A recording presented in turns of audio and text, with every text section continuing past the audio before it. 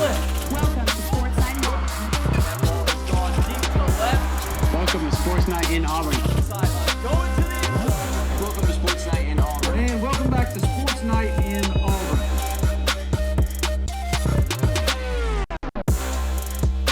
If you've ever been to an escape room, you know how hard it is to break out of that room before the timer runs out. In the last week, Auburn basketball was on escape duty with the hopes of making it out of the week with 2 wins. Welcome back to Sports Night in Auburn. My name is Vince Wolfram. For the last 50 days, Auburn has been the winningest team in basketball. But against unranked Arkansas and Georgia in its last 2 matchups, Bruce Pearl's team had Auburn faithful stressing to the maximum as the clock ticked down to zeros. Sophia Weber had a good old front row seat to watch the first interconference battle of the week against Coach Cal and the Arkansas Razorbacks. A tough game, but a chippy one, no doubt. Sophia, take it away. Wednesday, the Auburn Tigers were welcomed home for the first time since their loss to Florida. Everyone wants a shot at number 1, and tonight it was Calipari's young Razorback squad. Janai Broome held down the post the entire game, but it was back and forth to start. Arkansas's offense had a drive and dish behind the back to give them momentum. A block here led to a slam from Billy Richmond III. The Razorbacks had 18 first-half points in the paint. After 7 turnovers, the Tigers started to get their composure back and settle in.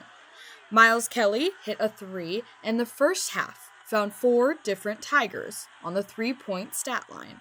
Denver Jones added another 3 to give the Tigers back their lead after an early scare.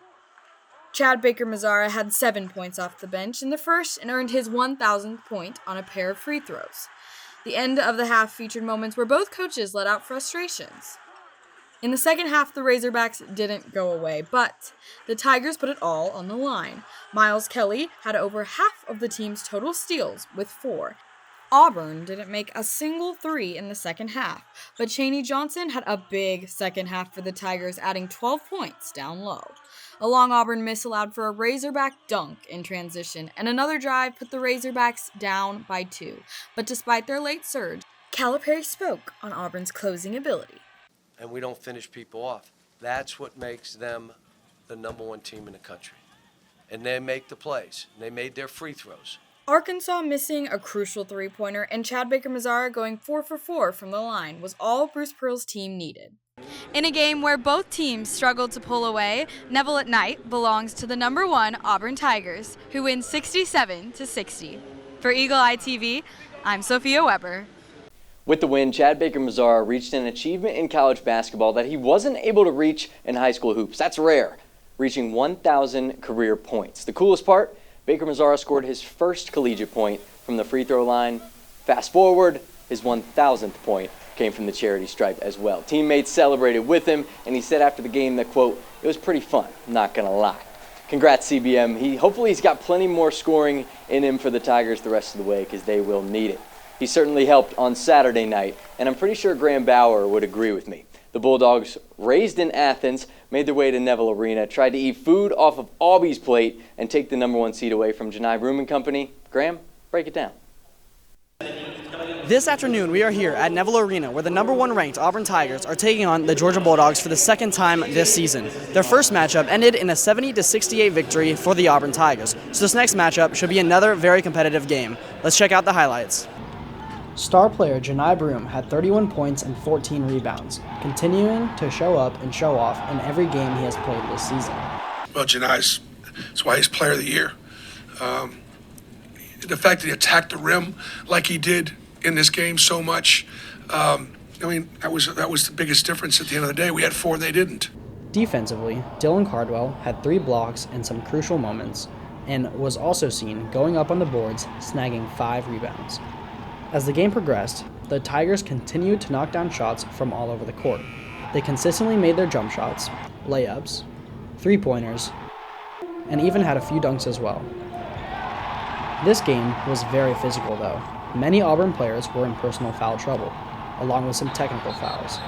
Auburn's Chad Baker-Mazara and Denver Jones received a technical foul after getting into an altercation with Georgia's Silas Damari Jr. and Somto Sorrell. Those technical fouls offset each other, so no free throws were taken. Asa Newell for the Georgia Bulldogs put pressure on the Tigers' defense, putting 20 points on the board. However, with the Tigers dominating a majority of the game and not giving up a lead once, it made it challenging for the Bulldogs to push forward as a team. You know, it's just about survival, right? That's what it's really about. The league is so good and so competitive. And to see Georgia come in here and play so hard and had a great game planning. The Auburn Tigers stand their ground here today at home at Neville Arena and defeat the Georgia Bulldogs for their second time this season, this time by a score of 82-70. The next matchup that the Tigers have is against Ole Miss, who is currently ranked number 24. I'm Graham Bauer with Eagle Eye TV.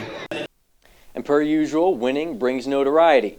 This time it was for Coach Bruce Pearl. Pearl was named to the Naismith College Coach of the Year watch list for the 2025 season. You got to think about all that he's done. He's in his 30th overall season, his 11th at Auburn, and has led Auburn to a program best #1 ranking for 7 straight weeks this season. BP has the sauce on the spaghetti right now with this team. He's just waiting to serve up some good in the month of March. Serving up good is one thing, serving up great is another. Micah Farmer joins me now to talk some hoop from last week. Micah, what did you learn about this Auburn team from its games last week? You got tough offensive outings, but this team has proven that it can win even when it plays far from its best. Yeah, Vince, I love the response to adversity from Auburn in these games, even though there wasn't really a ton of holding big leads over teams. You look at the Arkansas game, not even a ton of holding leads at all down the stretch in that one, but the ability to bounce back, draw in the home crowd, and make those comebacks and run through your best players as well.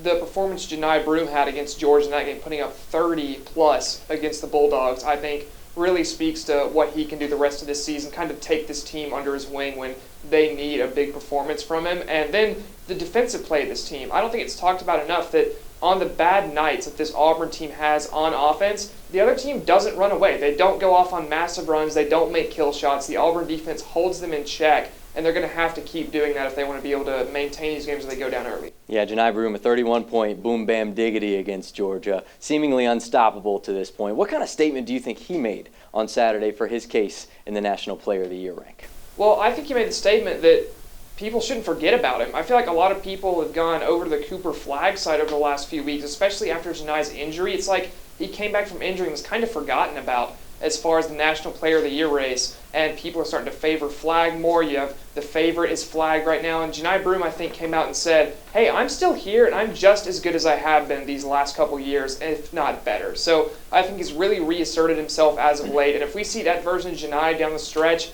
and through the SEC tournament, I don't see how you don't give it to him. Yeah, 4 is playing scary good right now, and Auburn faithful hoping that he can keep that up. And like we've mentioned, ain't nothing has changed in the AP poll. If Auburn keeps winning, you're going to keep seeing them in that same #1 slot. Plenty of SEC teams are going to try their luck and chase where the Tigers are right now, but Auburn has pulled the anchor. They're out in front of the regular season standings in the SEC to this point.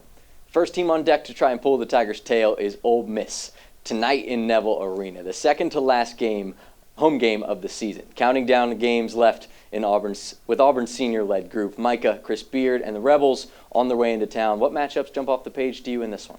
Well, the Auburn faithful should remember Sean Padula from the game at Ole Miss earlier this season where he went off on the Tigers. One of his best games in an Ole Miss uniform, looked like the sharpshooter we saw at Virginia Tech, and if he plays like that again, the Auburn offense is going to need to keep up. I know I just mentioned how well the Auburn defense has played, but if you let Padula do that, you're going to be in trouble. Then also Matthew Morrell had double-digit points against Auburn the first time. He's really that perfect complement to Padula of those two guards. If Padula's slightly off, Morrell can pick it up. And then Malik Dia down low had a couple runs in that first game, some 6-0, some 4-0 runs by himself, and if Ole Miss can get the ball down into him, start working it inside out, kick back out to Padula, that's how their offense really likes to run. So if you can shut him down low, get Joleigh Broome, Chaney Johnson, Dylan Cardwell going down there, then limit them to the perimeter, then you can close out, then you can stop perimeter shooting, and I think you should be in good shape.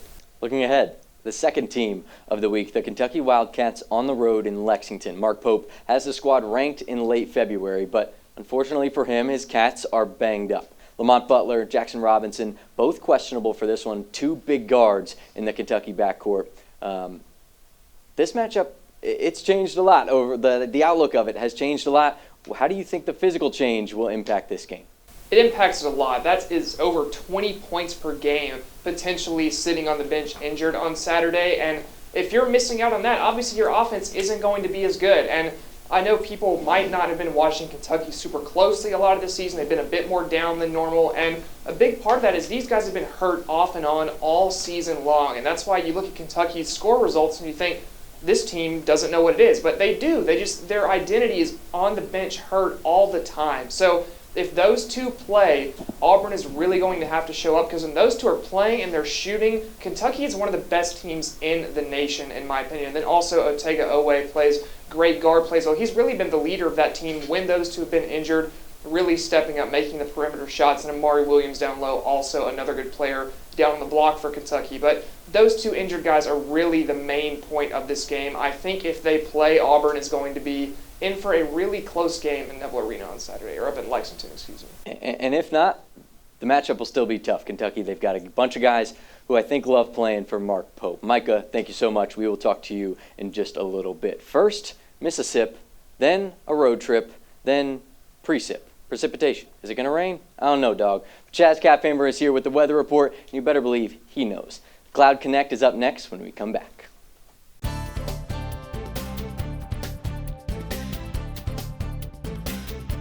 Thanks, Vinny Fresh, the Mesh, the Man, 502 product, Trinity High School represent. If you've been enjoying this warm-up, you're not alone. Temperatures are running a bit higher than last week, and we've got a stretch of fantastic weather ahead for all the Tiger Weekend action.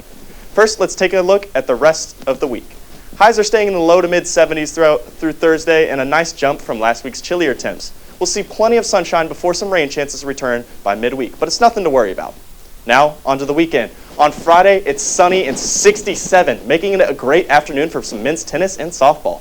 Moving on to Saturday, even warmer, 70 degrees, perfect for a day at Auburn's last home equestrian meet. Women's soccer, softball, and even some men's tennis. But finally on Sunday, it's a slight cool down to 62, but still plenty of sun for the final day of softball action versus Louisiana. With some dry temperatures, dry conditions, and mild temps, this has been one of the best weekends for weather that we've had in a while. So get outside, support the Tigers, and enjoy the warm weather while we have it. War Eagle.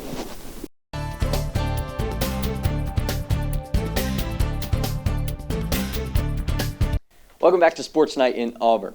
2 weeks ago, I was in Tuscaloosa. Last weekend, Maddie Baughn was in T-Town. Why were two Eagle Eye members taking the trek down to the University of Alabama? For winning purposes. That's why. Maddie is here to talk about the magic of Auburn. Jim and Brooks' crew and Kegan Miller will join us to talk about two more Auburn sports that were balling this weekend. Maddie, T-Town, Auburn gymnastics, what went down? Still holding down number 11 in the top 25 rankings, Auburn gymnastics marked their 8th meet of the season in Coleman Coliseum. A lot at stake for the Tigers this past Friday, with Bama claiming the all-time series 134-14 in the unbeatable atmosphere in Tuscaloosa. However, the Tigers made history against the Tide. Jeff Grava and his number 11 Tigers traveled to Tuscaloosa to take on number 17 Alabama. The Tide and the Tigers celebrate a pink power meet to bring breast cancer awareness in Coleman Coliseum. See rival.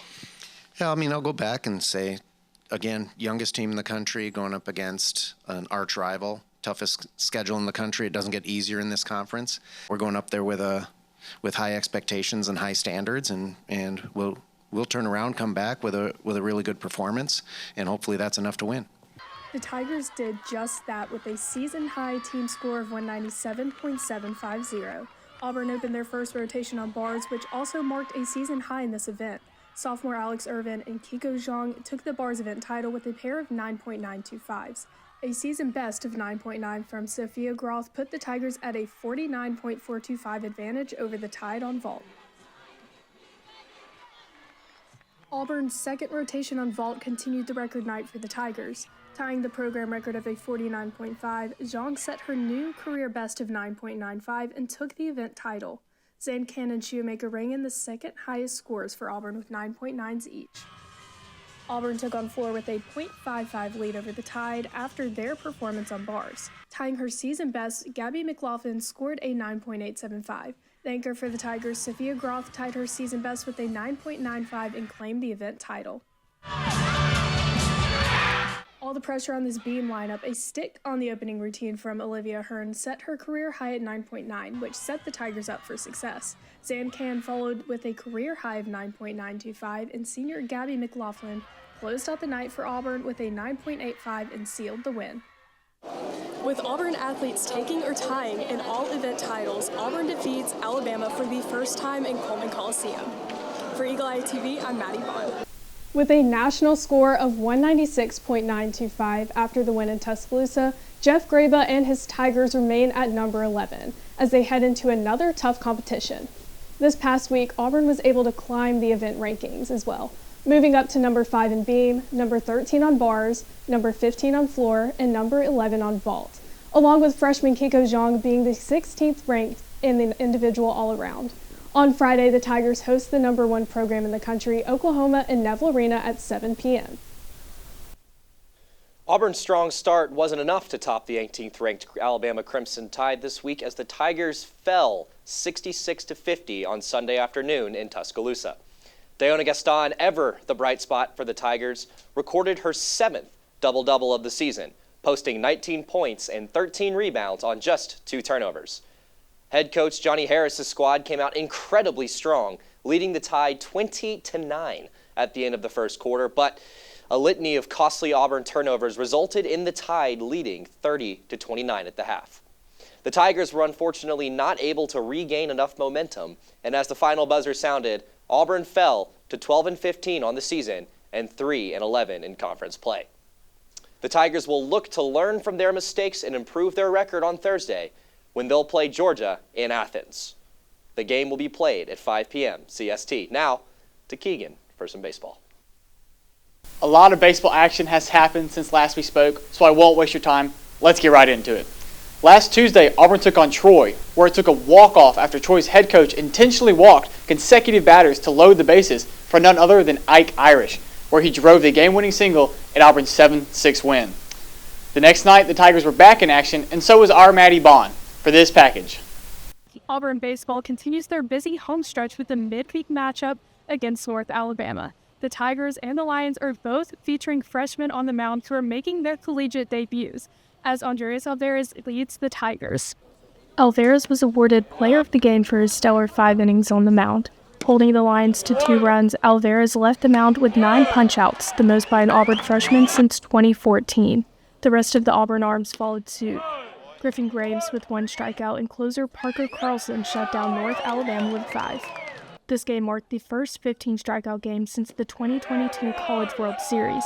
With Auburn trailing 2-1 in the 5th, efforts by freshmen drove in the leading scores. Chris Rembert with his first collegiate home run at 405 feet, and Bub Terrell with a double that brought Eric Snow back to home. The Tigers were in need of some insurance run, being up only 1 with 2 innings left in the game. Cooper McMurray and Derek Fabian were able to advance around the diamond from walks alone. A sacrifice bunt from Chase Freilich brought McMurray home. The last 2 scores of the night were driven by Terrell with a ground out to shortstop, earning an RBI of 2. Rembert's hit brought the last of the Tigers home with another Snow score. Your final at Plainsman Park, 6-2 with the Tigers on top. For Eagle Eye TV, I'm Maddie Vaughn. The weekend series, to me, seems like the first complete series we've seen from the Tigers, both on offense and defense. And Mackenzie was there to capture the run rule win. Auburn baseball started off their series against the Wright State Rowdy Raiders this past Friday. After singles from both Snow and Ballou in the first inning, Cooper McMurray followed up Irish's strikeout with a hard-hit single down center field, allowing Snow and Ballou to run home for the 2 RBI. Shortly after, Terrell homered right to center, running in players Fabian and McMurray, and ended the first inning with a 5-0 lead. McMurray and Terrell combined to go 6 for 8 at the plate with 4 runs and 7 RBI. Pitcher Samuel Dutton picked up his first win in an Auburn uniform with 5.2 scoreless innings to match his career-high 7 strikeouts. In the 6th inning, Irish collected an RBI single in the bottom of the 6th to score Ballou, and McMurray drove his 4th run of the game with an RBI double down the right field line. Rembert then capped off the scoring in the contest with an RBI single through the right side. Pitcher Ryan Hetzler made his Auburn debut and stepped up as the closer for the 7th inning. He retired the Raiders with a clean inning, needing just 10 pitches to end the game and run rule Wright State 11-0. This has been Mackenzie Deutschmann for Eagle Eye TV. Game 2 looked very similar to Game 1, where the Orange and Blue run-ruled Wright State 11-1, where both Derek Fabian and Chase Fralick tallied 3 RBIs apiece. Maddie was also at Sunday's series cap to report on the series sweep. Coming off of 2 run-rule games against Wright State, Auburn's Christian Chatterton leads the Tigers on the mound. Auburn sees a full 9-inning game as they continue their dominance and homestand here at Plainsman Park. Some big swings, and you know what conference we play in. You're going to have to get to that, and when everybody contributes, I do think that takes pressure off of 1 or 2 guys, and that's the way it's supposed to be, and I think we have enough talented guys to do that, and it made it a pretty complete game offensively for me, and when everybody contributes, I love that. I think that's why it was my favorite game. Auburn closed out the week with the league-best batting average that featured 14 hits from the Tigers in the series closer. All 9 players in the lineup contributed a hit, with 4 players making it out of the park for Auburn home runs. Out of the 4 home runs, freshman Bub Terrell and sophomore Cole Edwards made back-to-back homers in the bottom of the 7th that extended the Tiger lead 4-7. A stronger offensive front from the Raiders put the pressure on the Auburn Arms. Chatterton earning 1 run, walked 3 batters for 3 punch-outs. A quick 1.2 innings from Tilley saw 3 Raider runs. The last of the Auburn Arms, Johnston and Murphy, closed the series with 0 runs each and 1 strikeout for Murphy. The Tigers take the series 4-9 with a clean sweep over Wright State. For Eagle Eye TV, I'm Maddie Baughn. Last week was a very explosive week for Auburn's offense, and also freshman Bub Terrell, who won SEC Player of the Week after hitting .368 with 2 monstrous blasts and 7 RBIs. Every time the guy puts the bat on the ball, it's over 100 exit velo. It's fascinating to watch. This coming weekend will be the biggest test yet for the Tigers, however, as they travel to Arlington, Texas for the Amegy Bank College Baseball Series, where they will face Ohio State, number 8 Oregon State, and Baylor. Butch and the boys seem to have this team firing on all cylinders at the moment and could be very competitive this weekend if they continue to play at this level. On to some softball, where they're also traveling. Before we get into softball, Auburn baseball is in action right now against Samford at home in Plainsman Park. The score is currently 11-1 with the Tigers up in the bottom of the 5th. On to Auburn softball, the team took a trip to Rocket City this past weekend and hit it out of the park. Although starting the Rocket City Showcase with a 5-1 loss to Louisiana Tech on Friday, Auburn bounced back with a doubleheader on Saturday. The Tigers faced North Alabama for the first game that featured Caitlin McCary's 100th career hit, along with her 2nd home run. The Tigers won 2-1 against the Lions and made their way back to the win column. Saturday's 2nd game against Miami, Ohio secured the pair of wins for Auburn's doubleheader. Rose Roach getting the Tigers out in the lead as she scored 4 runners on her 2 hits. For the final scores, Analyst Adams hit a left field bomb for a 2-run play to make the final 11-6. The Tigers' Sunday finale against a tough competitor, Jacksonville State, was a slow start for the offense. In the 4th inning, Anna Wallers breaks the silence with a home run.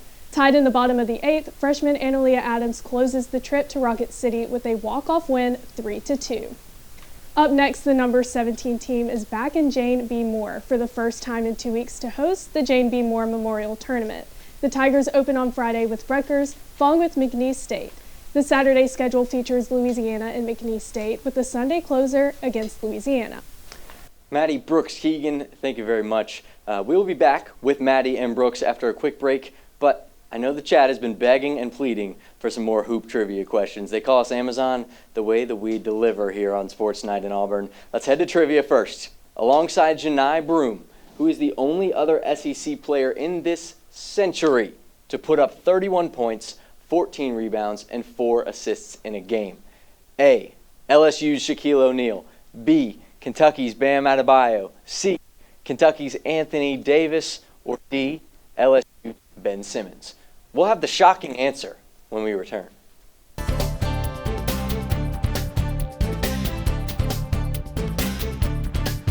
Welcome back to Sports Night in Auburn. The answer to the ball knower trivia question we left you with before the break. Alongside Janai Broom, who is the only other SEC player this century to put up 31 points, 14 rebounds, and 4 assists in a game. You're going to be shocked by it. It's 76ers legend Ben Simmons. Simmons did it against Vanderbilt on January 2nd in 2016 in a 90-82 LSU win. Janai Broom, the most recent dude to do it, obviously, We're talking centuries here. So that's next level stuff. 31 points, 14 rebounds, and 4 assists in a game is absurd. We're getting ready to switch courts here. Hoops to tennis. Maddie, Brooks, take it away. Last week, Auburn's women's tennis held the number 4 spot in the rankings, which ties the mark for highest ranking in program history. On Sunday, the Tigers opened SEC play with a 4-hour match hosting the Florida Gators. The doubles point was claimed by partners Angela Okatoy and Myrna Raffet with a 6-3 victory that marked the duo's 5th doubles win together. Aside from Okatoy's 2-set dominant match, all other singles matches went into 3. Auburn singles wins came from Okatoy, Raffet, Esposito, and Batesti. Auburn closed the match with a 5-2 win over the Gators.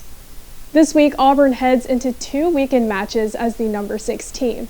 The Tigers travel to number 1 Georgia on Friday and South Carolina on Sunday. The 35th ranked Auburn's men's tennis squad began conference play on Saturday. The Tigers dropped their first 2 matches in SEC play. First to 49th ranked Florida, 7-0, then to 17th ranked South Carolina, 6-1. The Tigers kept it tight throughout their double showings with Florida, as the doubles match came down to an impressive 2-0 run by the Gators with the game tied at 4. Many of the singles matches were close too. One match even went to a 10-point tiebreaker. That said, the Tigers were unable to close out their matches against Florida, so they headed to South Carolina on Monday. Things looked strong for the Tigers at first, with Auburn's Alex Frusina winning his second line singles match in straight sets. Unfortunately, that was all the momentum the Tigers could muster that day, as South Carolina went on to win each of the next 6 games, including straight set victories in the line 6 and line 4 singles. The Tigers will look to regain their spark in Auburn's SEC home opener against Vanderbilt. The match will be held at 2 p.m. CST on Friday at the Yarbrough Tennis Center. This past week, Auburn Swim and Dive competed at the SEC Championships in Athens, Georgia, with both teams making top 10 finishes. The men took 8th with 554.5 points, and women's took 9th with 524.5 points. Danny Schmidt now claims the school record for the men's 200 fly with a 1:40.43 time he set at the championships. Another Auburn honor, Mason Mathias, was named the SEC Scholar Athlete of the Year. Auburn is back to the pool this Friday through Saturday as they host the Last Chance Invite. Women's soccer continued their off-season exhibition run on Saturday away in Columbus, Georgia against Columbus State. They'll continue working and learning under new head coach James Armstrong ahead of their Sunday matchup at home against Clemson. Last week, Auburn's men's track and field indoor team was ranked number 7. This week, the Tigers travel to College Station, Texas for the SEC Indoor Championships on Thursday through Saturday. We'll have all the updates for Auburn track and field wins for you next week. This week, the men's golf team improved their ranking, now standing at a strong, well-deserved 2nd in the nation, according to Scoreboard and Clipped, behind only Ole Miss. The Tigers will look to make a statement win to solidify their argument for the top spot in the upcoming Southern Highlands Collegiate Tournament in Las Vegas from Sunday, March 2nd to Tuesday, March 4th. The women's golf team also saw a ranking increase, jumping to the 20th spot in the nation from their prior 21st ranking. They'll continue their campaign in the Darius Rucker Intercollegiate in Hilton Head, South Carolina, from Monday, March 3rd to Wednesday, March 5th. After a 2-week break, Auburn Equestrian is back on the plains this Saturday for the final home meet of the season and Senior Day. The number 1 Tigers host number 7 Georgia at the Auburn Equestrian Center at 11 a.m. Before we head to trivia, Brooks, Micah wanted to let you know Darius Rucker, his favorite artist of all time. So, Darius Rucker Invitational, going to be an awesome time. Let's head to trivia now. Which former Auburn linebacker had the fastest 40-yard dash time of all linebackers at their respective NFL combine with a 4.39?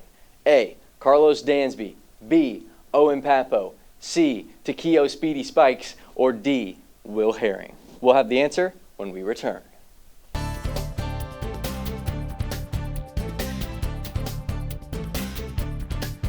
Welcome back to Sports Night in Auburn. We've got the NFL draft trivia that you were patiently waiting on. Which former Auburn linebacker had the fastest 40-yard dash time of all linebackers at their respective NFL combine with a 4.39?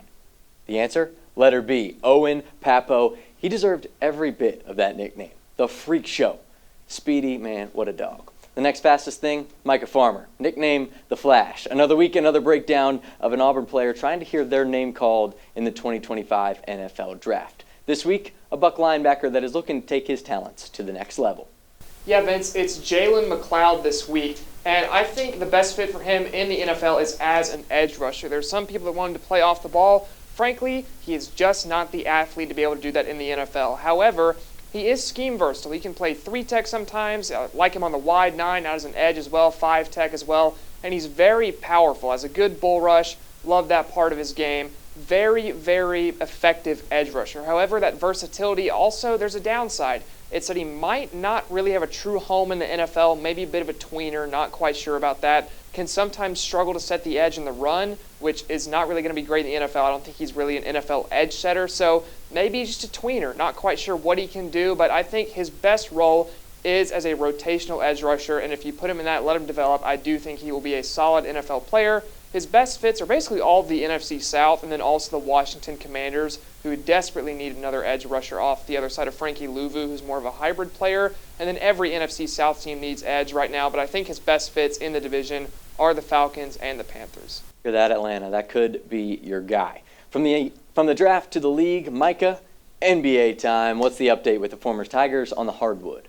Well, we love NBA time every week, and we love it even more because the Sons of Auburn are all back on the floor playing. Jabari Smith got back to action after being out since the new year with a 15-point performance versus the Minnesota Timberwolves. Isaac Okoro is currently in his first game back versus the Orlando Magic after being out since January 16th. Then, unfortunately, some Auburn players were leaving the floor. Walker Kessler on Monday was unable to go versus the Trailblazers because of an illness. And then Chuma Okeke, back down in the G League, was signed to the Westchester Knicks, where he put up a double-double with 21 points and 13 rebounds as the Knicks came from down 20 to beat the Raptors 905 in the G League.